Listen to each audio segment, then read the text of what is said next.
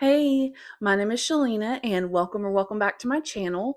I'm here today with my June 2026 reading and writing wrap up. In June, I read 24 books, which is quite a lot for me. So I'm not going to really spend a lot of time explaining what the books are about. I'm just going to kind of go through them and give my rating and my thoughts. Yeah, it was a lot of books, which is great for my reading. It's just not great for the videos, in my opinion, just because there's so much that I have to do in order to get these books on the screen and talk about them. There's just so many, but we will get through them as quick as we can. The first book I read in June was The Antique Hunter's Guide to Murder by C.L. Miller. I gave it 3.25 stars. As a murder mystery, it was okay. I didn't quite love it. It didn't really like hook me very deeply. But it's basically about an antique hunter or a former antique hunter trying to solve the murder of her mentor. So it was interesting enough. It was good, like, well written and everything, but just didn't quite grab me the way I wanted it to. Next, I read Peter Swanson's 8 Perfect Murders, and I gave it 4 stars. It kind of says what it is on the tin. There are 8 perfect murders that this guy is trying to solve, or rather, he knows that he's somehow involved in these 8 perfect murders, and he's trying to figure out what's going on exactly. So, it was a good book, very well written. It was my first Peter Swanson, and I'll probably read him again. My first 5-star of the month came with If We Were Villains by ML Rio. This is about actors at a Shakespeare conservatory in the United States, and one of them gets murdered, and somebody goes down for the crime, but did he really do it? And what's the true story of what actually happened? And it was really good. It had me even tearing up towards the end. I really enjoyed it. Again, 5 stars. Next, I read The Empress of Salt and Fortune by Nghi.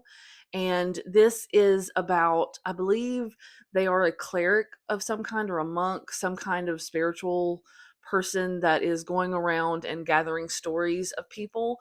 And they talk to this person named Rabbit, who was the handmaiden to an empress. And they just get her story. And I gave it 4 stars. I read Johanna van Veen's Blood on Her Tongue, and I gave it 4.25 stars. This follows a pair of sisters, and something weird happens. It's historical and it's kind of gothic horror, and I really enjoyed it. I have read Johanna van Veen's other book that I can't remember the name of at this moment.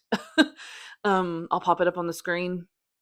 And I liked it, but I didn't give it as high a rating as I gave this one. So I'm glad that I am liking the later books better, and so I will continue to read Johanna van Veen in the future.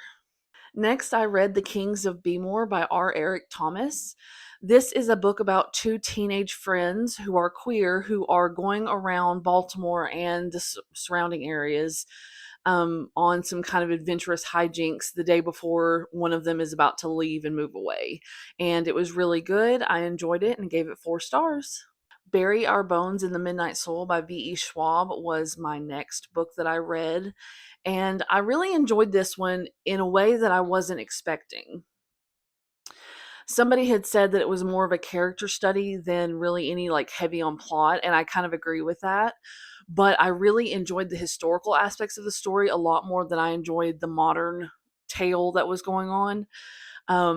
But I thought overall it's gorgeously written, as V.E. Schwab is known to do, and I gave it 4.25 stars.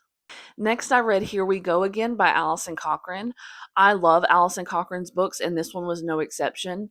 It's a book that's about 2 rivals teachers who are former friends, and they are taking their beloved former teacher on a road trip while he is basically dying. And I knew this was going to be a sad book going in, and even so, even though I was prepared for that, it still made me cry, which, good job, book. I don't cry at a lot of books, but it was really good, and I gave it 4.5 stars. My Dear Henry, a Jekyll and Hyde remix by Kalynn Bayron is my next read, and I really enjoyed this. It's historical retelling of Jekyll and Hyde, and I thought it was just really well done, and I gave it 4 stars. Next, I read a couple books by T. Kingfisher, What Feasts at Night, and the sequel, or the third book in the series, What Stalks the Deep. These were both really good. I enjoy the Alex Easton Sworn Soldier series. So I'll read, if there's more coming in the future, I will definitely read them. But I wanted more of the haunting bit, the stuff that was going on in What Feasts at Night, and more so than what I got. And so I gave that one 3.75 stars, whereas I gave What Stalks the Deep 4 stars. Next, I read Iron Widow by Xiran Zhao, and I gave it 4.5 stars. I was a little leery of this because it's a sci-fi, and I'm just a little hard on sci-fi, and I don't read a ton of it, but I do enjoy it, and I actually really, really love this one. It was really good. Like, the writing was impeccable, the characters were very interesting, and I love where the story went. And it's like a futuristic mecha um story where a girl gets taken to be the concubine for one of these mecha pilots, and then she ends up piloting herself. So, and then it goes from there. Really loved it, and like I said, gave it 4.5 stars. My next read is another 5 star, and it is The Golden Boy's Guide to Bipolar by Sonido Reyes. This is the follow up to the Lesbiana's Guide to Catholic School, where in that book we were following Yami Flores. We are following Caesar Flores, her little brother, in the second book. And Sonido Reyes is a really amazing writer. I love the characters, I love the story. Everything was just so good, and it was just such a nice look into, I won't say nice, it was a tough look into someone with dealing with bipolar disorder and trying to come to terms with their sexuality. Um a little bit of, hard-hitting subjects, but at the same time, like, really well handled. And I'll read anything that Sonido Reyes writes, basically. Faith Taking Flight by Julie Murphy was the next book that I read, and it follows plus size superhero Faith Herbert as she is dealing with being able to fly and, typical high school stuff going on around her, as well as the disappearances of people and animals in her town. And it was really good. I really enjoyed it. It was kind of a surprise. I wasn't expecting to enjoy it as much as I did, and I should have known because I love Julie Murphy. So I should have realized that I was going to love this book. But anyway, I gave it 4.25 stars. The next book I finished was Knock Knock Open Wide by Neil Sharpson. This is kind of an Irish mythological folk horror type book. And while I enjoyed it for the most part, it just did not give me a satisfying ending. That it just didn't work for me for whatever reason, and so I gave it 3.75 stars. The next book I read was Lucky Day by Chuck Tingle, and this was my first Chuck Tingle book, and I really enjoyed it. It's a little hard to explain, but basically there are these low probability events happening, which are things that are very unlikely to happen, and they all start happening and a bunch of people die. So the book starts out pretty wild, and it's pretty gory, but overall an interesting and enjoyable read, and I gave it 4 stars. Don't Let the Forest In by C.G. Drews is a young adult botanical horror that is set in a boarding school. And overall, I really liked the characters in this, but the writing was a little overwrought, very wordy, and it made the book feel a lot longer than it was, which I prefer books not to feel like they're very long, even if they're very long, which is just my own personal thing. But anyway, I gave it 3.75 stars. Next was The Witch King by H.E. Edgmon. I gave this one 4 stars. It's about a trans boy who leaves Fairy and is living with a human family, but then his Fae Prince fiance comes and tries to get him to come back to Fairy. And again, this one was a little bit of a wild ride. There's lots going on, politics and, magic and all kinds of stuff. And I gave it, like I said, 4 stars.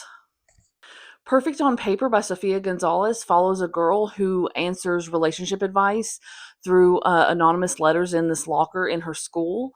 And of course, hijinks ensue and there is mess to follow. So I gave this one 4 stars as well.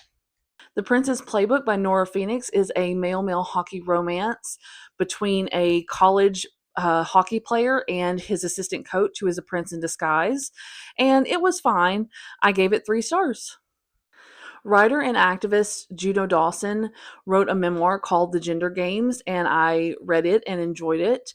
It was interesting to see Juno's life and how she became herself fully and unapologetically. And I did not give it a rating because it's a memoir. The Compound by Aisling Rawle was supposed to be a Love Island meets Survivor type kind of futuristic sci-fi novel set in this compound where it's a reality TV competition and the contestants are all going up against each other trying to get into couples because that's the only way they can stay in the house. And I was wanting hijinks and wild times and mess and um unhinged behavior, essentially. And while I did get that toward the end of the book, for the majority of the book, like I'm talking like 75% of the book, it was boring to me. There was a little bit of mess here and there. There was a lot of interpersonal relationship type stuff, but it just did not live up to what I was expecting it to be. Which, that's one reason I try to go into most books without any expectations, but what it was described as beforehand versus what it kind of ended up being just didn't really match up in my mind, and so I gave it 2.75 stars. House of Idol by Delilah S. Dawson is a book about a girl named Angelina who goes and gets fired from her job, but she gets fired in front of a rock star, and he takes her into their compound where she can write and live and, record music and stuff. And of course, there is a dark underbelly going on. It's horror. It was great. I gave it 4.25 stars. The last book I read in June was Louder Than Hunger by John Shu. And this is a novel about, it's kind of a middle grade / young adult novel about a boy dealing with an eating disorder. And it was very well done, very interesting to see the inner workings of the character's mind and how they're dealing with the eating disorder and all of the thoughts and things that go into making someone have OCD, for instance. And I thought it was just really well done, and I gave it 4.5 stars. I don't have much of a writing update this month. I did write a little bit. We're at currently just under 2,500 words on my draft that I'm working on, but I have a lot more, and I need to fix some things in it, so I will hopefully be working on that in the coming months. So just a very small little writing wrap up. So that is my June wrap up. If you've made it to the end of the video, leave a unicorn emoji in the comments. And thank you for watching, and I'll see you again soon. Bye.